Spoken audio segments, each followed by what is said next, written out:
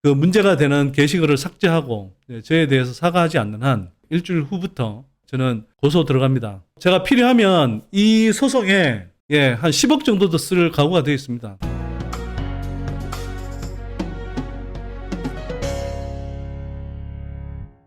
자, 먼저 부동산 이야기 하기 전에요. 제가 이 이야기를 좀 공식적으로 좀 드려야 될 것 같아요.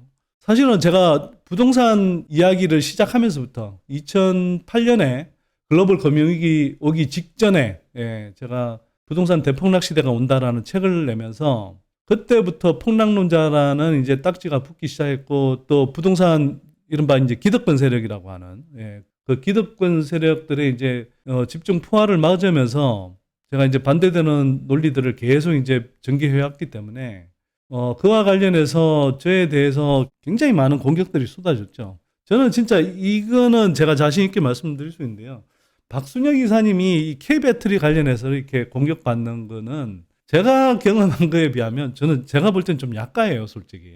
그 정도로 부동산 문제에 관해서는 제가 정말 기득권 언론들, 뭐 조중동이나 매경, 한경 같은 이런 경제지들 뿐만 아니라 온갖 군소 경제지들, 사실은 더 저질스럽고 악질적으로 보도하는 것들은 군소 경제지들이 훨씬 더 자극적으로 그런 선동 보도들을 많이 했어요. 그래서 그런 선동 보도하는 군소신문사 한 군데하고는 제가 직접 뭐 소송을 벌이기도 했고요, 그때.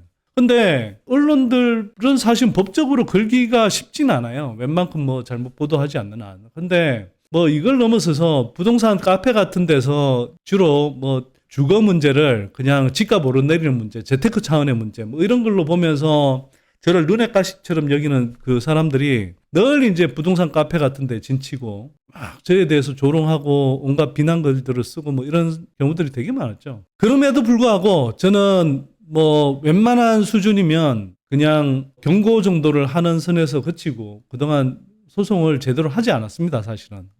제대로 하지 않았다는 건 뭐냐면 한번 제가 마음 잡고 경찰에 그 고소를 한 적이 있는데 최종적으로는 제가 그냥 그때 이제 경고를 하면서 공개적으로 이야기했을 때 그 악플을 달았던 사람들, 저에 대해서 이제 비난글을 달았던 사람들이 이제 사과하거나 또 뭐 수익이 들어오는 경우들이 많아서 제가 그때 최종적으로 그래 뭐 봐준다 하고 제가 이제 최종적인 액션까지는 옮기지 않았죠. 근데 이번에는 제가 최종적인 액션까지 가려고 합니다. 왜냐하면 계속 가만히 있으니까 박선영 이사가 그 말했죠. 가만히 있으니까 진짜 가만히로 한다고. 집값이 가라앉는 상황에서는 좀 입을 다물 줄 알았더니 안 그렇더라는 거죠. 그래서 제가 이제 최근에 좀 저희 직원 보고 그 인터넷 커뮤니티 같은 데서 그 악성 댓글 쓰는 사람들 사례들을 좀 캡처해서 저한테 알려달라고 했습니다. 그래서 했더니 뭐 이런 글들이 왔어요. 올라왔어요. 제가 몇 가지만 좀 읽어드릴게요. PD 수첩에 선대인이 또 나오는데 혈압 올라 쓰러질 뻔했습니다. 저에게는 이한영보다 격혐하는 인간인데 부동산 조금 하락한다고 선대인 저 새끼가 방송에 면상을 들이미네요. 진짜 살인 충동 느낍니다. 이렇게 돼 있죠. 이런 사람은 제가 볼 때는 거의 뭐 협박 수준이고요. 기본적으로 모욕죄에 해당하고 명예훼손에도 해당될 가능성이 높습니다. 이 친구 고소할 생각이고요. 그 다음에 개인 블로그 작은 투자자라고 돼 있는데 이 친구는 뭐 주식 투자도 하는 걸로 저는 알고 있어요. 선대인 나쁜 전문가 뭐 이렇게 돼 있고요. 선대인이라 신뢰가 바닥인 사람인데 뭐 고장난 시기도 하루에 2번은 맞추니 뭔가 맞추긴 하겠죠. 저병 씨는 10년째 하방임 뭐 이렇게 돼 있죠.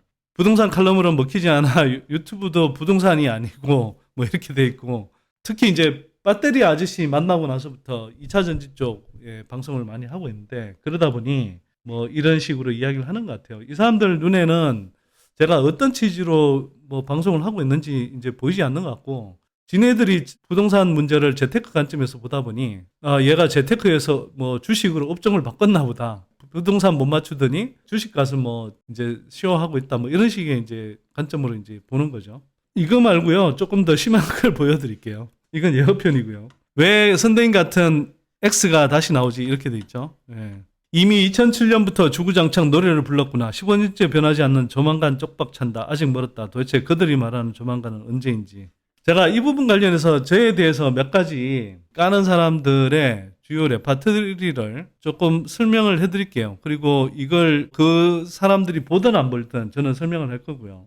그럼에도 불구하고 그 사람들이 전혀 사과하지 않고 또 게시한 글들을 바꾸지 않고 또 내리지 않는다면 저는 그 사람들 이제 소송 들어가려고 합니다. 예. 뭐 이제 댓글들 보면 이런 게 있습니다. 뭐 대표적인 선동권 부동산 하락하니까 기어 나오네요. 같은 얘기를 10년 전에도 그대로 했는데 오늘 똑같은 얘기 하네요. 예. 매수 시그널인가? 그 또라이 나오는 거 보니 집값 오르겠네. 또 속으시렵니까? 선방불 드디어 선대인이 입으려는 강력한 반등 시그널.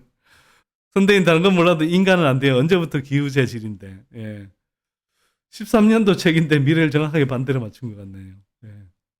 처음 듣는 이름이었는데 댓글을 보면 나쁜 사람 맞는 것 같네요. 예. 그러니까 제 책을 뭐 제대로 읽어본 적도 없는 사람들이 그냥 등달아서 그냥 이러고 있는 겁니다. 예. 2009년 말 PD수첩에 난데없이 선대인이라는 사람이 출연해 뭐 깡통 판교 깡통이라고 선동했습니다. 뭐 등등 이렇게 돼 있고요. 분석인지 조작인지 선대인은 판교 입주민들은 예외 없이 분양대금 대부분을 대출받았고 뭐 등등 해서 하우스푸어 든다고 단정하더군요. 예, 그 후 몇 년이 지나 판교는 분양가의 사업이 폭등을 했지만 이렇게 돼 있는데요. 일단 이거 말씀드릴게요. 그 판교에 관련해서 제가 2009년 말에 PD수첩하고 부채 실태 조사해서 등기부등본 때에서 부채 실태 조사해서 그 PD수첩에서 방송한 적이 있습니다. 그 이후로 어떻게 될게요? 10년 지나서 11년, 12년 가면서 예, 그때 하우스푸어 진짜 속출했잖아요. 판교라고 예외인 줄 아세요? 예. 그러니까 실제로 그런 일들이 벌어졌었다고요. 예, 그때 상황은 전혀 건너뛰고 언급하지 않고 분양가 사업에 폭등했다는 이야기, 최근의 이야기만 하고 있는 거죠. 그 부동산 악플러들한테 조금 말씀드리고 싶은 건 이거예요. 첫 번째, 선대인은 집값을 한 번도 못 맞췄다. 또 선대인은 20년 전부터 집값 하락한다고만 했다. 이 이야기 하는데 그거 다 팩트 아닙니다. 일단 제가 집값에 관해서 전망하기 시작한 건 2008년 금융위기 직전이 처음이었고요. 2008년 금융위기 직전에 부동산 대폭락 시대가 온다라고는 책을 냈는데 그때 아무도 부동산이 그렇게 급락한다고 예상하지 못했을 때 제가 그때 거의 유일하게 나와서 예, 부동산이 폭락할 수 있다는 이야기를 했습니다.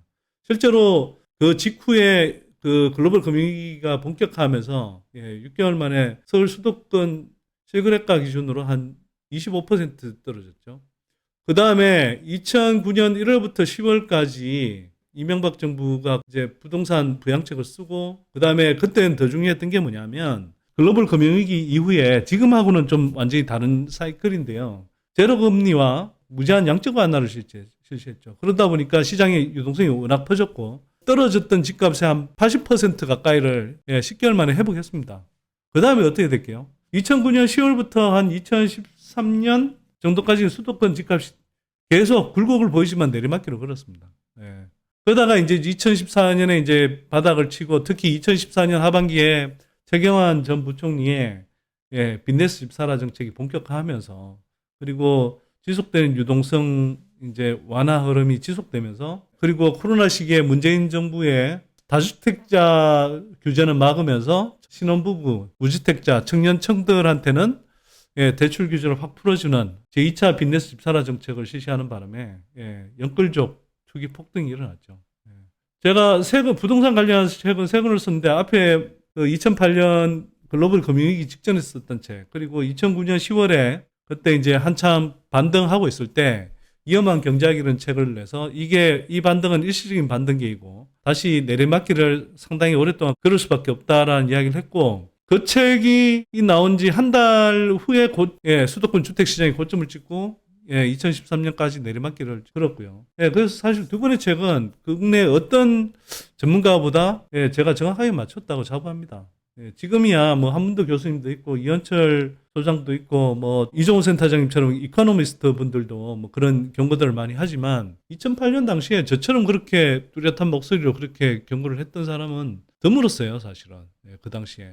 그래서 제가 뭐 부동산 악플러들 이야기처럼 정말 제가 뭐 그렇게 20년 동안 내내 하락만 주장했고 틀린 이야기만 했다 그러면 사람들이 왜 저를 그렇게 공격하고 까대나요? 아무런 20년 동안 내내 틀리기만 했으면 설득력도 없고 신뢰감도 없는 사람이어서 뭐 사람들한테 영향도 없을 사람인데 그래서 이미 저를 오랫동안 지켜보신 분들은 알겠지만 그리고 길게 봐오신 분들은 알겠지만 제 책은 사실 예측이나 전망서만은 아니에요. 빚내스 집사라 정책 같은 그런 잘못된 정책에 대한 비판, 경고의 목소리도 되게 강했고 또 정부 정책에 대한 비판, 잘못된 정책에 대한 비판 가장 핵심적으로는 가계부채를 계속 역대 정권, 어떤 정권도 가리지 않고 계속 가계부채를 늘리는 정책, 예, 그런 식의 포퓰리즘 정책 쓰는 거, 그걸 저는 굉장히 강하게 비판했던 사람이에요. 예. 그런데 그럼에도 불구하고 제가 책을 써서 전망했던 부분이 세 권의 책을 가지고 굳이 이야기하자면, 예, 두 분은 누구보다 정확하게 맞췄죠. 그래서 제가 어쨌거나 부동산 문제로도 되게 알려진 사람 아닙니까? 예.